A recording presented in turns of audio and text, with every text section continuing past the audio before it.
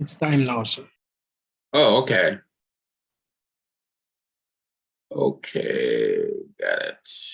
All right. Oh no, what am I supposed to be doing here? Let me see what am I supposed to be doing here. Let's go here and do something like this. Okay, let's do share this. Okay. So we've really been talking about the neurology and behavioral changes, and we've been talking primarily about thinking, cognition, and emotions. And the whole goal in this is to truly understand what drives behavior. And when we start talking about behavioral change, what are we really looking at? What are we working with? Yes. So that if the brain can be divided into two parts, the left and the right, and the evidence is showing that these can operate independently, so that if you were to cut off just one section in half and throw it away, that you still can function, you still can be able to think and be able to control some of your behaviors. Yes. So, and that's a wonderful thing when you understand that, how the brain in fact works. So what I wanted to do was to give you an appreciation of how behavioral change do in fact occur, so that when Jesus made the statement that you shall know the truth and the truth shall set you free, we have to begin to understand what that freedom is. And maybe I should ask you, what do you think Jesus had in mind when he said that you shall know the truth and the truth shall set you free? What do you think he's talking about? He is talking about behavior. So before you knew the truth, we were behaving foolishly, doing all type of things. But now, as we come to the knowledge of the truth, our life now have been changed. Okay. And but what truth is this? What's the truth that you need to know that's going to make this radical change in your life and set you free? The truth about the word of God, the fact that we are not just here on this earth to drink, feast, party and die, as many people think. Mm-hmm. But we are here to live a life that is pleasing to God, and so we may reap the good fruits of our work. What we have sowed, that we shall reap. Mm-hmm. But what is this truth, though? I mean, be a little more specific in terms of, when Jesus issued that statement, what exactly was he talking about? What is this truth that is going to be so revolutionary, that is going to revolutionize a person's life, ultimately present a total transformation? What is this truth? I mean, we say it all the time. I think I have preachers quote it. Many people quote it. You be free. Well, what is it? What exactly is he talking about? What is this truth? Well, I mean, you hinted at it. I mean, I think I'm not saying you're incorrect. Yes, sir. Go ahead. Well, if I'm using one word to specifically describe what the truth is, I would say the word.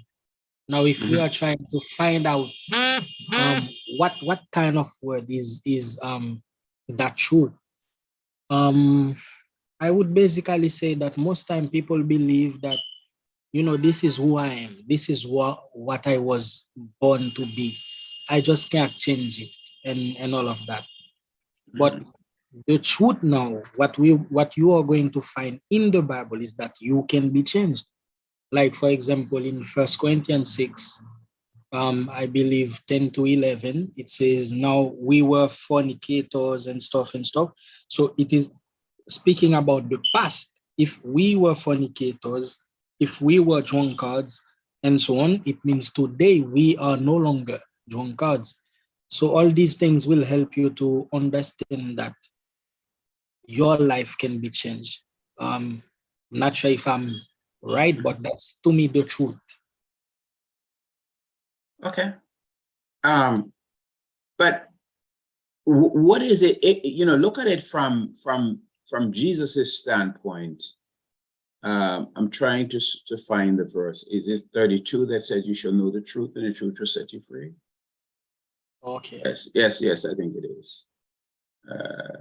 You shall know the truth.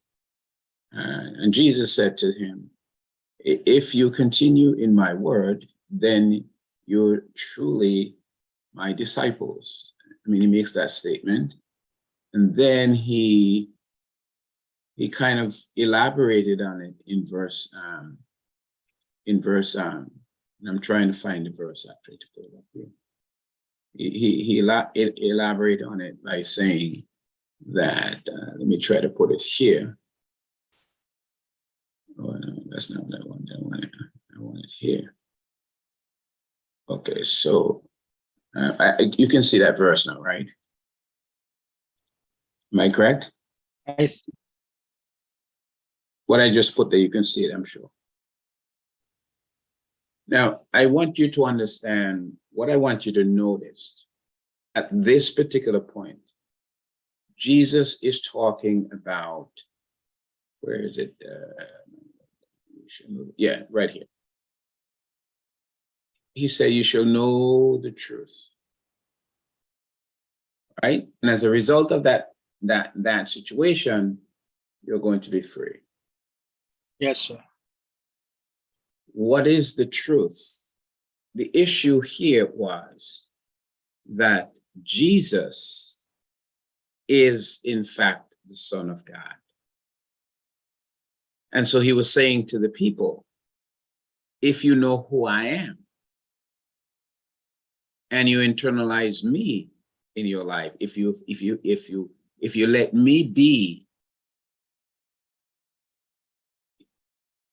a part of your life, you will be free. In other words, what Jesus was simply talking about, he was talking about who he was. Remember, he came in the form of man, and he became the ultimate model to redeem us by us internalizing him. Follow? Yes, sir. So the truth he's talking there is not about whether we have a piano or not have a piano, or that's not the issue here. The issue is that you need to be truly human.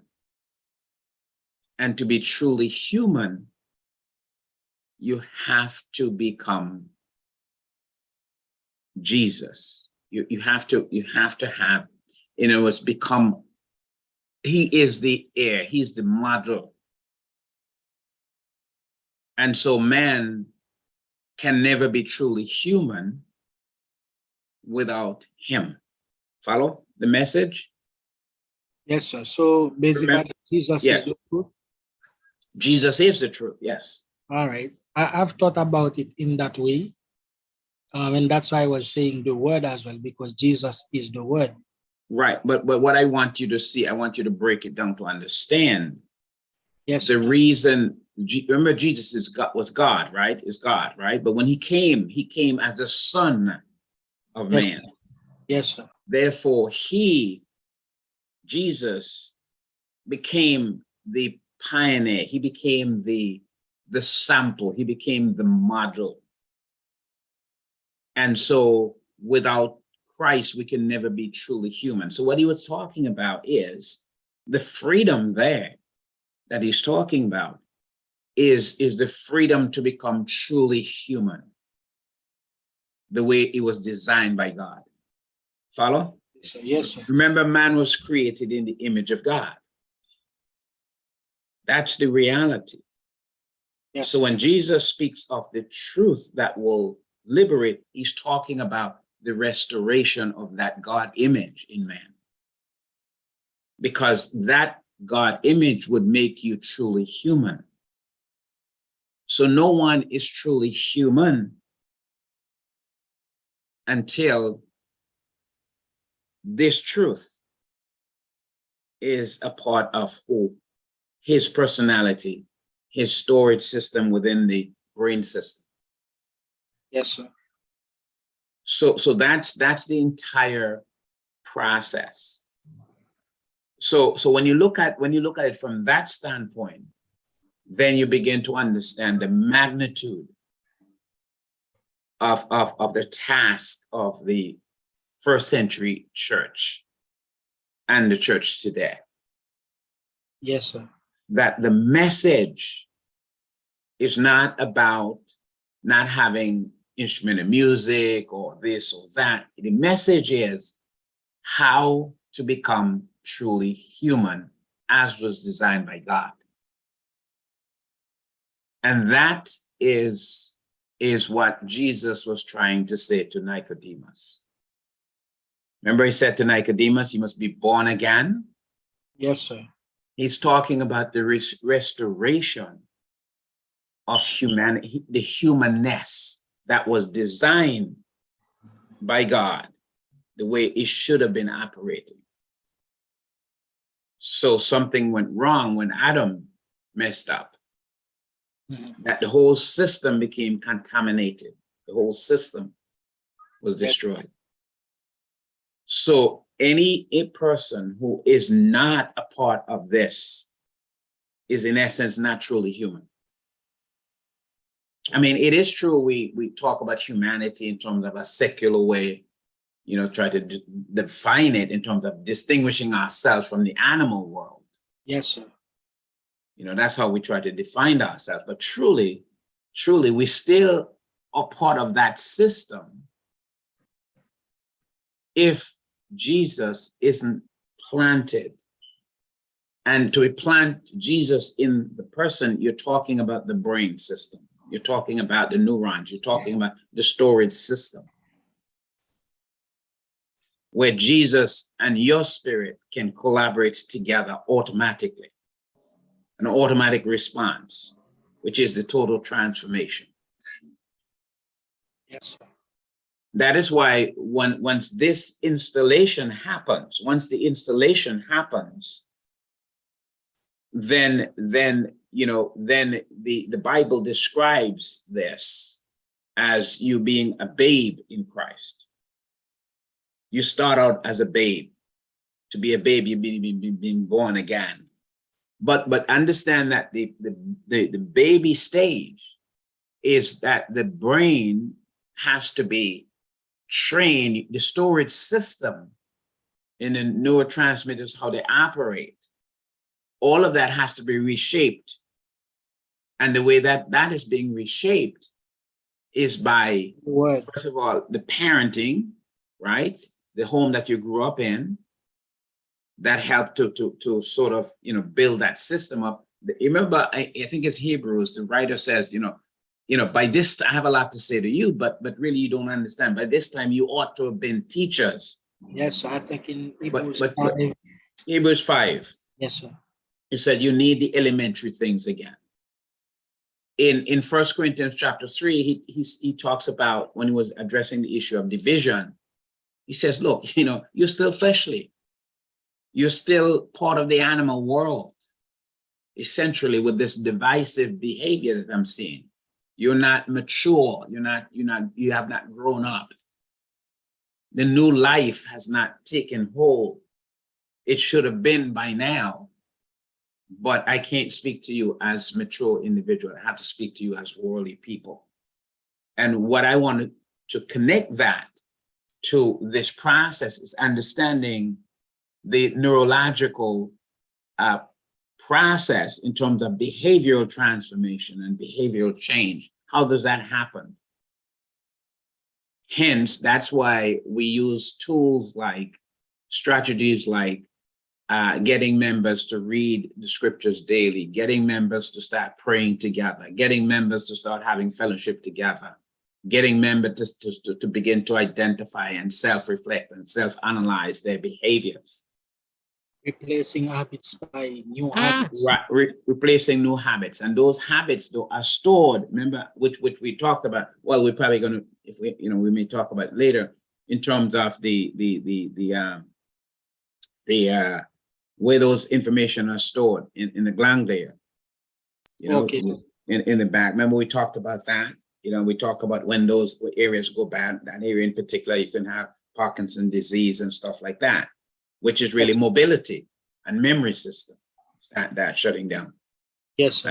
And so that's how we have to begin to understand. So, for example, Paul gave some instructions when he said to Christians, don't be unequally yoked. And then he said, what fellowship? What he's really talking about is your association. You got to change the places you go and the people you hang out with. Because if you don't do that, eventually you're going to begin to develop habits. Because we all are driven by needs. So we have hunger, might be a need, and some people, when they are hungry, they may feel justified in stealing. They don't think they're doing anything wrong because it's survival. If I don't eat, I'll die. So they may justify stealing as a way of surviving. Mm-hmm. So and we do a lot. For example, one's sexual desires. One may choose to be unfaithful to his spouse because he's so sexually driven. But all of that information, though, is happening in the brain. Yes, sir. So the brain really controls everything.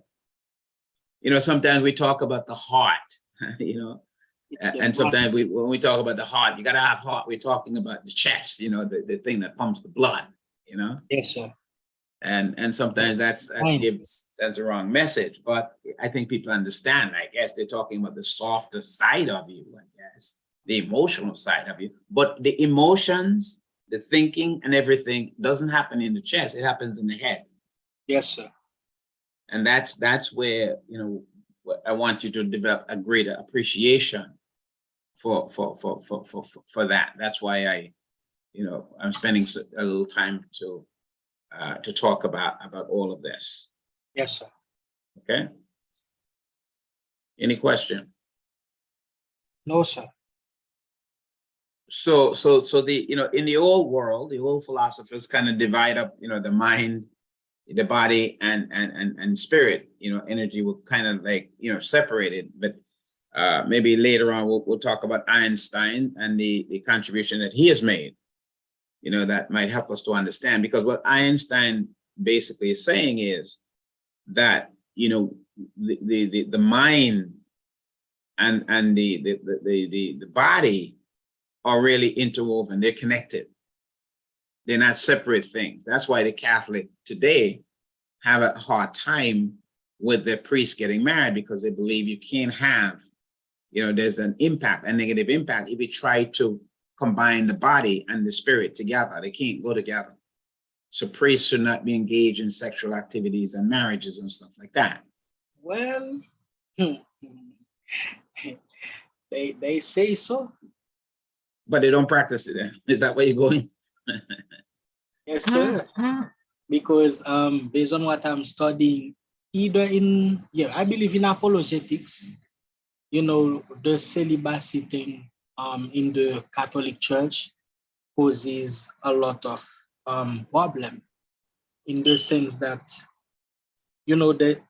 they are still having sexual affairs. Many of them are involved in homosexuality and stuff, because their doctrine condemn the fact that they should be married, but it doesn't mean that they don't have the need or the sexual need anymore. So because they still have it, they cannot really fight it, as to say that they are not gonna be involved in sexual things. So they do things now that are contradictory to the word of God. Right. But I mean, if you go back to, again, we were wired by God to reproduce ourselves. So instinctively within our genes, Yes, sir. that's already built in, which is stored in the brain. So you're going to have sexual desires. And so this is not just a problem for the Catholic professionals. It is also a problem across the board. So, for example, the reason that pornography is a billion-dollar business is because they're tapping into that aspect of us. Yes, sir. So it's not just, like I said, it's not just the priest, but it's across the board, because as human, that's a built-in feature. That's part of the mechanism within the genetic makeup of us. And so part of what the gay and lesbian are now arguing is that because of the genetic makeup, we are part of our genes. Therefore, homosexuality is part of the genetic makeup of the individual. So it's not a social thing that you learn socially to be gay. That genetically, because you were wired that way. Oh, Follow? God is not a confusing God. If he programmed us to reproduce, now how would he programmed us at the same time to be involved in homosexuality? Well, they may argue, though, some may argue that we evolve, genetic evolution, genes evolve over time. And so for example, they may argue that, take, for example, monogamy, one man, one woman. And they may argue over time, people from Adam evolve because, and when they evolve, God recognized the evolution. And because God, understands that. So what happened was, for example, men like David, who had many wives, and men like Jacob, who had all these children by all these different women, and all of these men, all of these people became part of God's program, the 12 tribes of Israel. Solomon, who, the Bible says David was a man after God's own heart, but he was a polygamist. So they argue that, yes, we genetically evolve, and that God created us to evolve that way. In other words, that's the way it is. So they may even argue, when you look at the one man Adam and how we have evolved in terms of race, you take the Chinese, you look at the eye, there's no way you can get around that. You understand? Yes, sir. So their argument is that it's all within the genes itself. And that was part of God's program. So the fact that we have diverse in terms of people, in cultures, therefore you can only attribute it to the genes. You follow? Yes, sir. So then they stretch that argument to say that a man now having desire for another man is part of the genetic system. The problem with that is that when the man evolves, right? Yes, sir. Or the woman evolve, biologically though, atomically, they didn't evolve. You follow? So supposedly the evolution is just happening in their minds, in their thoughts. You follow? It is happening in their thoughts? Yeah, in their head. Yes. So for example, a man who is a man atomically, who now argue that he genetically really is a woman, and he's just doing the physical surgery. So you would think if Sure. if he was evolving, he would have been evolving naturally. Sir, Yes. no, you know why this argument would not work? Yes. Not even looking at it from a Bible standpoint, but from biology standpoint or genetic standpoint, is because every one of us are genetically built with different sexual organs. And that's what I said atomically. Yes, so That's what I meant. That's what I'm saying. Yes. if you are saying that your genes, cause you to be a man other than a female, which you were born to be, it's wrong because it is from our genes that we get these things, the sexual organs. Right. So my argument is, and you're correct, that it's not only in your mind, but the body itself. But we know, even from Darwinism, we don't evolve. We're still the same all along. We don't change, except they may argue, and that's part of the new argument in terms of the genetic evolution, genetic cultural evolution that's happening, is that what's happening in the 21st century is part of a genetic evolution. So homosexuality is not socially learned, but it is genetically driven. But like you said, and you're right, you're correct in saying that that doesn't make sense, because the body itself, you need operation, you need a man to alter the body to fit the thoughts that you have. Follow? Yes, sir. Therefore, the thoughts, in other words, a child is born blank. There's nothing there. The society has to help write in the brain. So whether you're going to speak Chinese or whether you're going to speak Haitian, French or Spanish or whatever the language is, the child doesn't come into the world with a language. I know. The child doesn't come into the world with a culture. Yes, sir. The child is being socialized in a particular culture. So essentially what is happening within the gay and lesbian and the cross-dressers and all of those issues are not biological. It's not genetic transformation. It is a learned process. Follow? So that's what I would say, because first Yes. of all, this is not something which happened recently. We know of that from the book of Genesis. Right, And right. I believe that today, when you are watching movies or series, whatever that is, they are, using these things a lot in movies.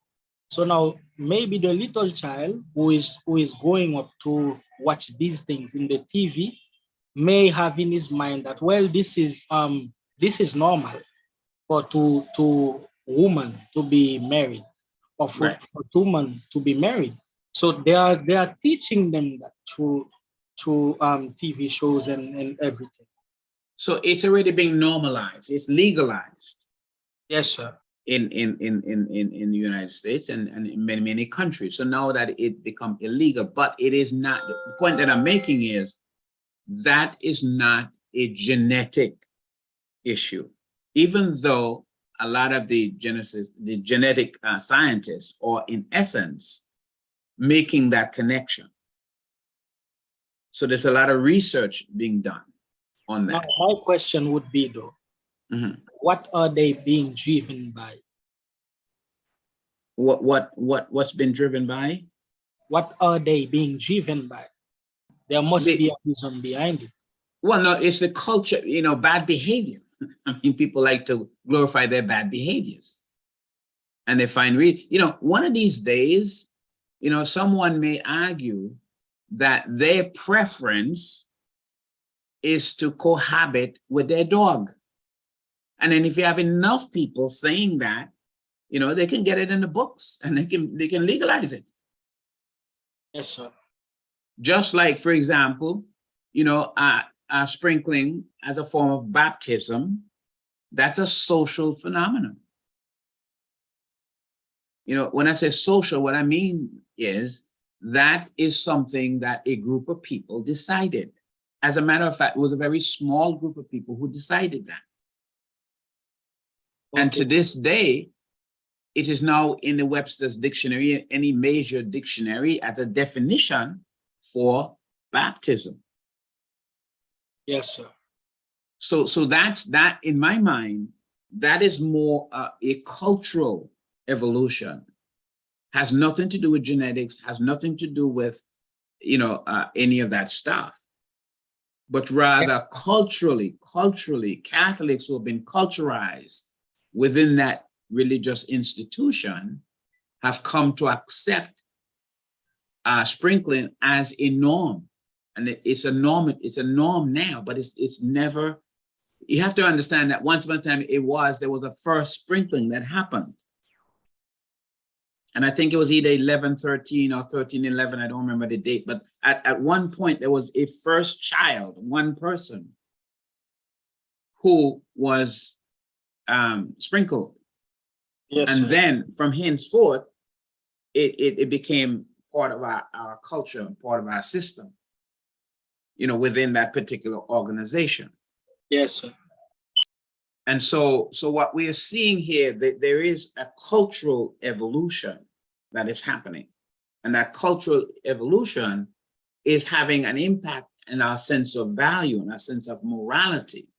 But my argument to you, it's just about how we are storing information in our brain and what information we choose to normalize as norms within our storage system, how we are storing information. Yes, sir.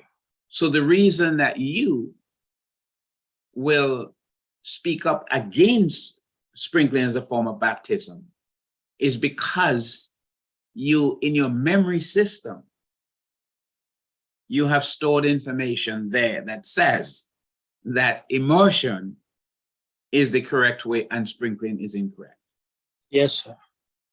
So you were socialized that way. Follow?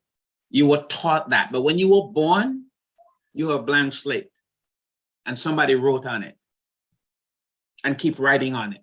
And those people are your parents, your teachers in school, your peers, keep writing on that. Yes, sir. As I think about it, because really and truly, I'm like asking myself, how is it that a man would love to become a girl, like a woman? What's the point of being a woman? I don't see it. And maybe the same for a woman. What is the reason of becoming a man? Well, the reason it's difficult for you to process that is because of the storage system, the way you were socialized. Well, but remember, in our educational system now, where children at the elementary school are being socialized to believe that this is an acceptable and famous people who they know are gay may come to their school and speak. And they may see these people on television and want to be like these people. They have money, they're rich, they're famous, they're popular. Those kids are going to be, it's being written in their brain now that this is the way. Yes, sir. However, I wanted to look back at the early childhood development when we spoke about the Oedipus and the, what's the other one called? That's the Freudian, right? Freudian. Yes, yes. Ego and superego, yes. Yes, because the boy now develops, I don't remember exactly. But I think we were saying that sometimes you will realize that the boy is trying his mom's shoes.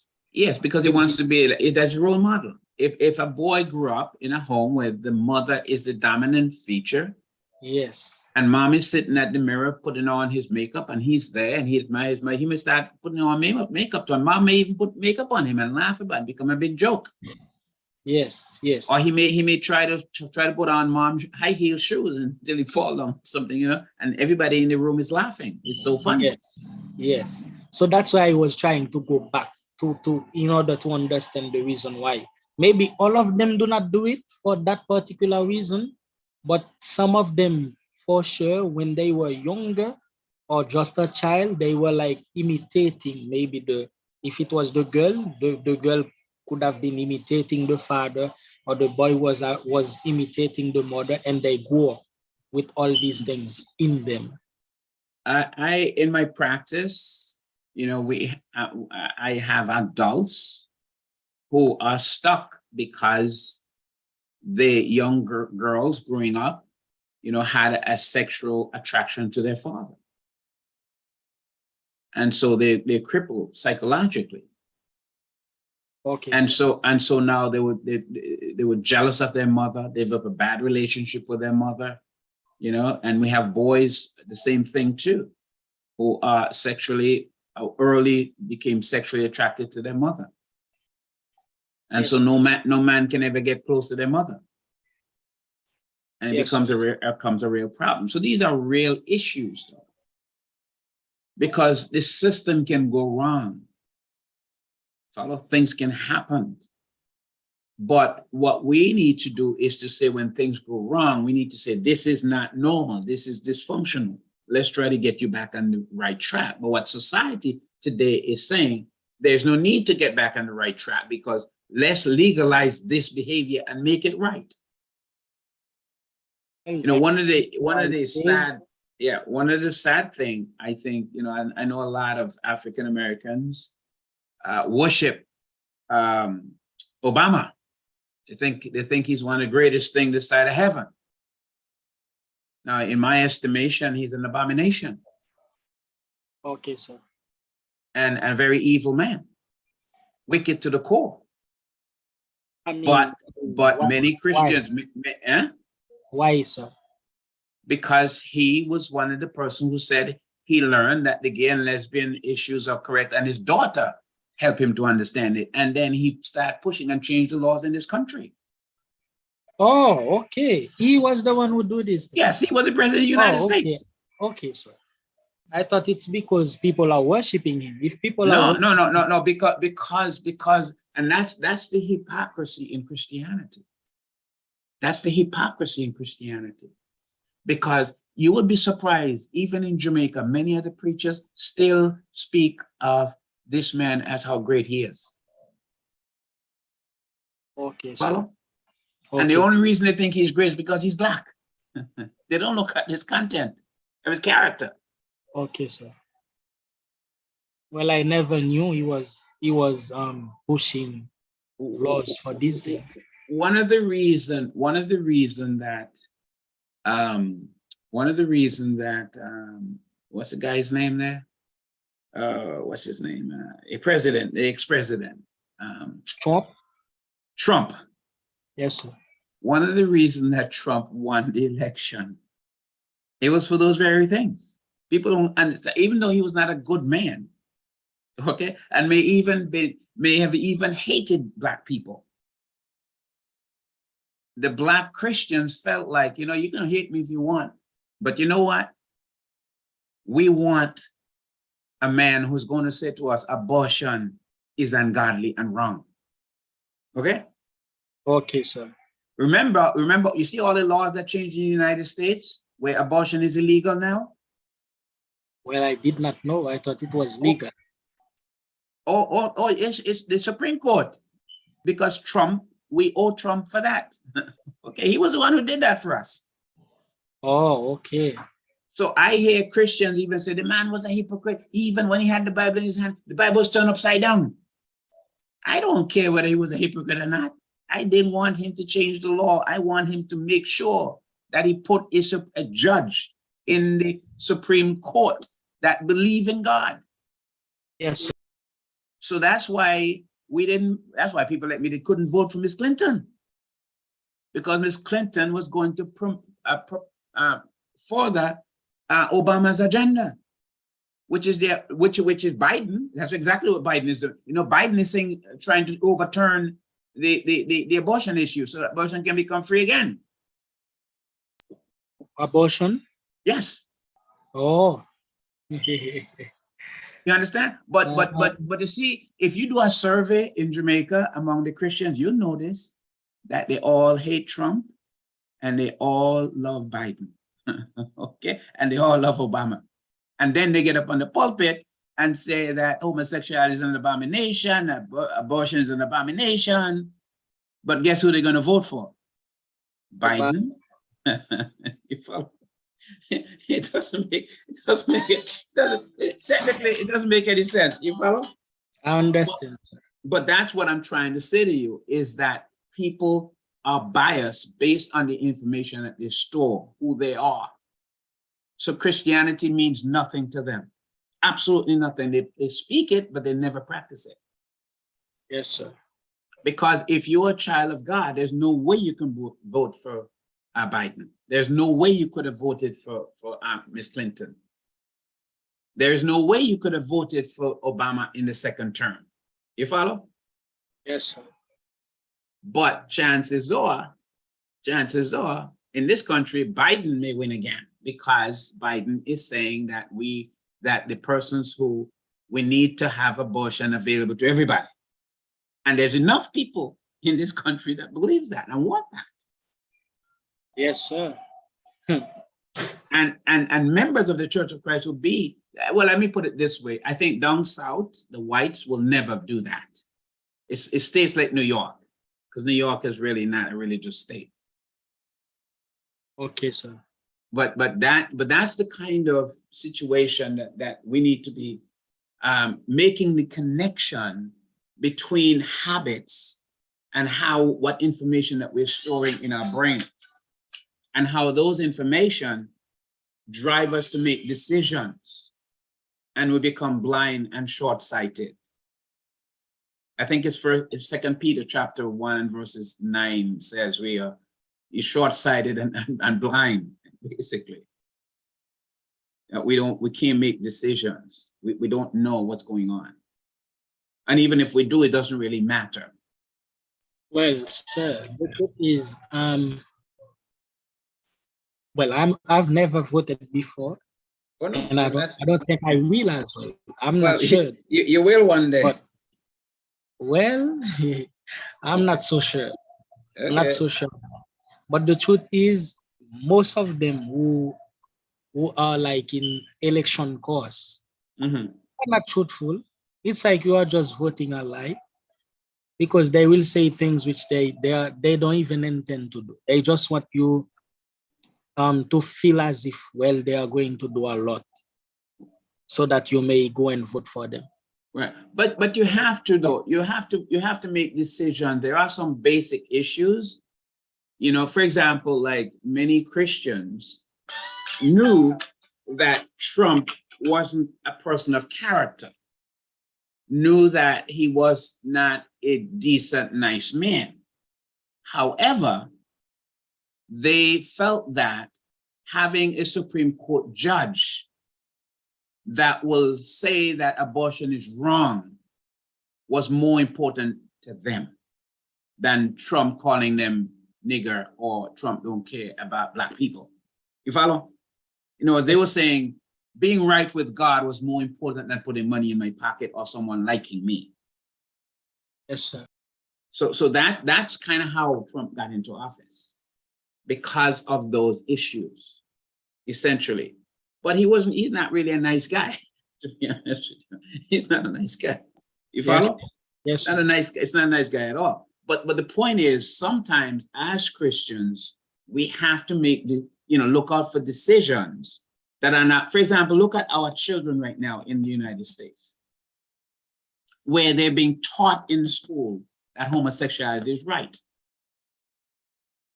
You follow? Better you leave your children in St. Vincent. Right. So that's what I'm saying. But you see, so how can I say that Obama is a great man?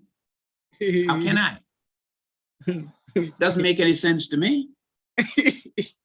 But you see, we sometimes don't really look at, we work hard on one side to educate the world how wrong this behavior is, and then we go out and we vote for someone who's going to make the thing we're preaching against become a reality.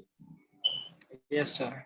That doesn't make sense. So what I'm saying to us is that we come into this world blank and people write on our slates, and that's where we are. Yes. And if we, the Bible in Romans 12 verses 1 and 2, it says, be not transformed to the world, but be renewed by the, but be transformed, by biblical principle. I can't quote the passage. It said, do not be conformed to this world, but you be transformed. Right. Yes, sir.